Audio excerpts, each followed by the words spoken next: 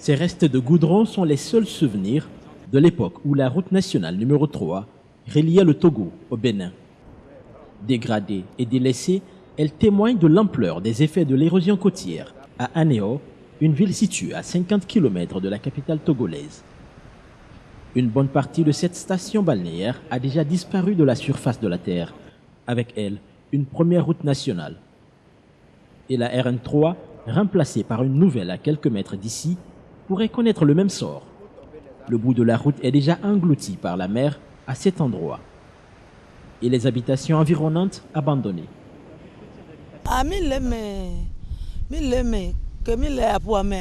Nous sommes toujours victimes de l'érosion côtière ici. Chez moi, par exemple, les vagues viennent presque dans la maison. Avant, nous empruntions cette route pour revendre du poisson. Mais cela n'est plus possible à présent. Et lorsque les personnes vivaient ici, nous écoulions facilement les poissons. Mais maintenant qu'ils sont partis à cause de l'érosion côtière, nous devons faire plusieurs tours au marché avant que le stock ne s'épuise.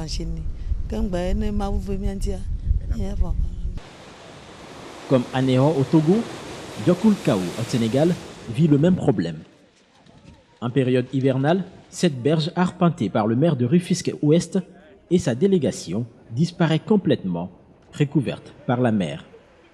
Située à environ 25 km de la capitale Dakar, Diokoulkaou subit de plein fouet les effets de l'érosion côtière. Ici, plusieurs initiatives ont été prises par le passé pour barrer la route à la mer, sans grand succès. am na temps boo xam ne waa dëkk bi ñoo doon dem si kaw di wut ay xeer di ko teg ngir jéem a protéger géej gi. Il y avait un temps où ce sont les habitants du quartier qui allaient plus haut chercher des pierres et les placer pour empêcher l'eau de la mer de passer. Mais ça n'a pas marché parce que lorsque les vagues frappaient là-dessus, ça ramenait les pierres au fond de l'eau. Après, nous sommes venus faire d'autres barrages en partenariat avec l'État. Des lames, des sortes de brise-mer. Mais ça n'a pas marché non plus. La mer les enlevait également. Par la suite, nous avons érigé un mur de protection assez grand. C'est celui que vous pouvez apercevoir, mais la mer l'a fait tomber. Nous avons vu que toutes nos tentatives ont été vaines. Ça n'a pas permis de sauvegarder nos habitations. Alors que vous savez, nous sommes dans un quartier à 70 ou 75% constitué par des pêcheurs. Et en tant que pêcheurs, nous n'avons pas d'autre choix que d'habiter en bordure de mer. Dëkk bi ñu nekk dëkk la boo xamante ne ni à 70% wala 75% si géej la ñuy liggéey. Heureusement, des ouvrages de protection côtière seront bientôt réalisés par l'AGETIP, l'Agence sénégalaise d'exécution des travaux d'intérêt public, contre le sous-emploi grâce à un financement de 1,5 milliard de francs CFA de la commission de l'UEMOA. L'infrastructure est très attendue des habitants du quartier qui vivent dans la hantise de voir, si rien n'est fait, leur maison disparaître sous les eaux.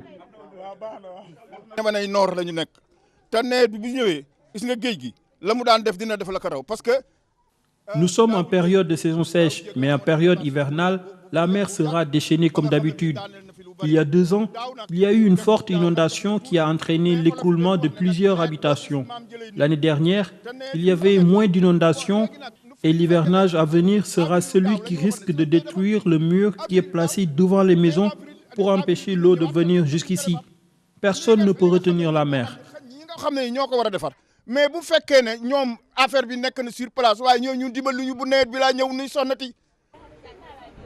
Si la future infrastructure suscite beaucoup d'espoir, c'est parce que, à tout juste 3 km de là, une autre digue a été réalisée.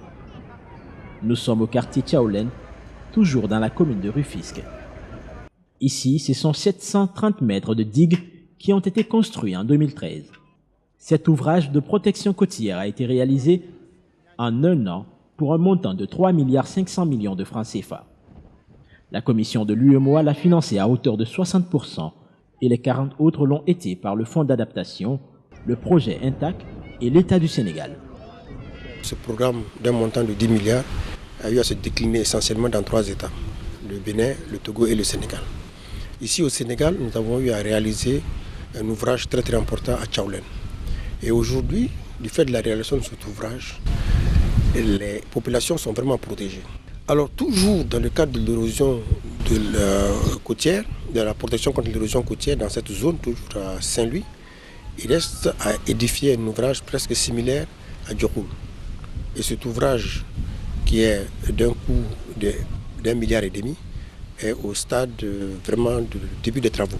Les études sont terminées, toutes les dispositions sont prises, les entreprises sont même en train de recevoir leur ordre de service. Donc il y aura une digue là-bas également qui va protéger les populations contre les mêmes fléaux que l'eau occasionne chaque fois qu'il y a des houles de très grande importance. On a fait des discussions, on a fait une étude d'impact environnemental et social avec sous le coupole du ministère de l'Environnement. On a fait des forats avec la population, on a écouté la population, on a essayé de tenir compte en tant que possible de leurs attentes, de ce qu'ils attendent de ce projet-là. Ça a été maintenant matérialisé par une étude qui est réalisée par un groupement de cabinets, finalisé, et maintenant ce qu'on va faire, c'est on est à la phase réalisation. Et même avec la phase de réalisation également, on va également faire des études d'exécution qui consistent en quoi? Les études de houle n'ont pas été au top. Donc l'entreprise qui va faire les travaux sera obligée de faire des études de houle, faire des bathymétries, donc c'est la topographie du sous-sol marin, faire des études géotechniques également, pour voir, et faire son étude d'exécution qui va être validée.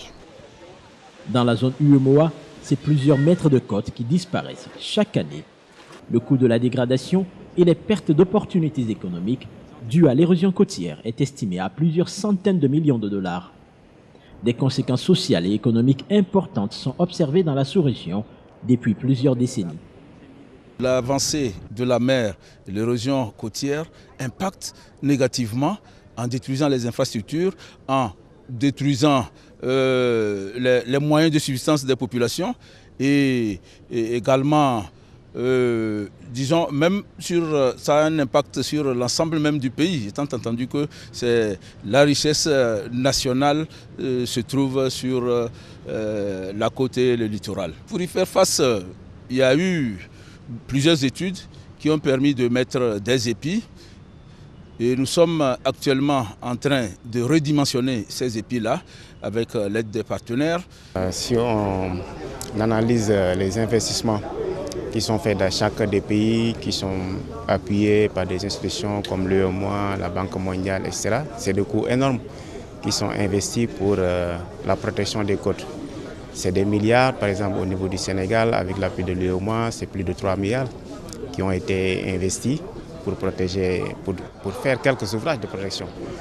Au Bénin également, c'est de cet ordre de grandeur, des milliards de francs CFA qui sont investis pour réaliser une série d'ouvrages de protection des côtes. Donc sur l'ensemble de ces pays, vraiment c'est des investissements énormes, de l'ordre du milliard qui sont investis pour protéger les côtes. Il y a beaucoup de changements, d'abord au niveau de l'occupation de l'espace, les villes qui sont en train de s'agrandir. Ça, c'est lié à la démographie, parce qu'on sait que plus de 50% de la population urbaine de cet espace-là, depuis la Montée jusqu'au Bénin, est installée sur la côte. Ensuite, il y a beaucoup de travaux d'aménagement au niveau des ports, des agrandissements, qui ont fait que, il y a beaucoup de changements de l'occupation du sol au niveau des Sébastien. Il y a d'autres infrastructures, des infrastructures hôtelières, des aéroports, etc. En réponse au constat alarmant de l'ampleur des coûts économiques et sociaux engendrés par l'érosion côtière en Afrique de l'Ouest, l'UEMOA et certains de ses pays membres ont engagé une collaboration avec la Banque mondiale, le Fonds nordique de développement et l'UICN, l'Union internationale pour la conservation de la nature, autour de la construction du WACA, le programme de gestion du littoral ouest africain. Le WACA est une plateforme de mobilisation visant à assister les pays ouest africains à gérer de façon durable leur littoral en leur facilitant l'accès à l'expertise technique et aux ressources financières. Ce programme s'inscrit parfaitement dans la logique et dans la vision engagée donc depuis 2007 par la commission de l'UEMOA. Avec l'appui de la Banque mondiale, nous allons dans un premier temps actualiser les données que le programme de l'UEMOA a permis de générer de 2007 à aujourd'hui.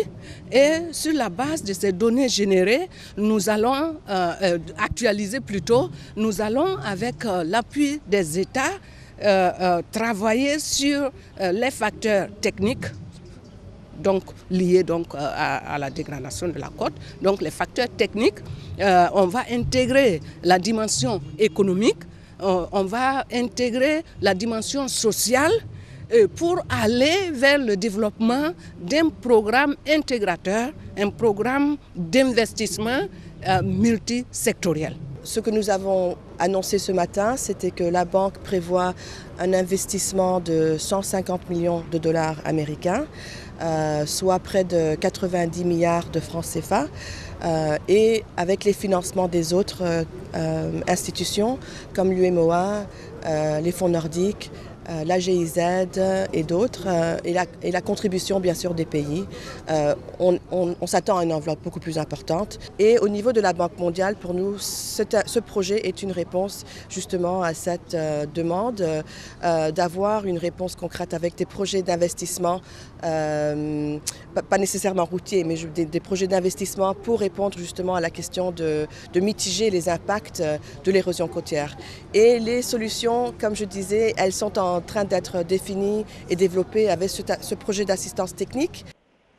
Le WACA vise à aborder les facteurs techniques, économiques et institutionnels en vue de renforcer la gouvernance régionale et nationale dans les pays ciblés et d'améliorer leur base de connaissances sur l'érosion côtière, les inondations et autres risques liés au changement climatique le long des côtes. Il servira également de point de départ pour un futur programme d'assistance technique et d'investissement dans la zone côtière ouest africaine. Il reste à définir les modalités d'engagement à l'échelle plus large de la région, la première phase du programme étant consacrée à 4 pays, le Bénin, la Côte d'Ivoire, le Ghana et le Togo.